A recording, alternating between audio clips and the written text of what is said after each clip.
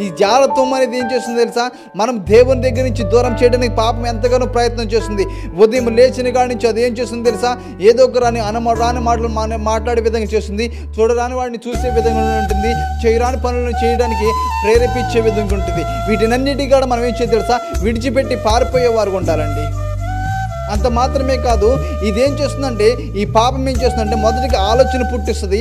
ఈ ఆలోచన పుట్టించింది ఏం చేస్తుంది తెలుసా? ఆ క్రియారూపంగా ఏంటంటే పని చేయడానికి ఎంతగానో దోహదపడుతుంది. ఏం చేయడానికంట? క్రియారూపముగా. ఒకటి మనం చూడరాని మనం ఏదైనా చూసామనుకోండి, అదేం చేస్తుంది తెలుసా?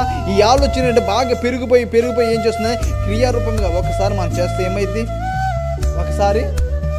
ఒకసారి మనం చేస్తే ఏమైంది, లేకపోతే ఒకసారి తాగితే ఏమైంది అని చెప్పి క్రియారూపంగా చేయడానికి ప్రేరేపించే విధంగా ఉంటుంది. అటువంటి ఏది ప్రేరేపించినా కానీ దేవునికి దగ్గర అవుతున్నప్పుడు ఏది ప్రేరేపించినా కానీ దాన్ని అక్కడే విడిచిపెట్టేసేవారు ఉండాలండి. దేవుని స్తోత్రం.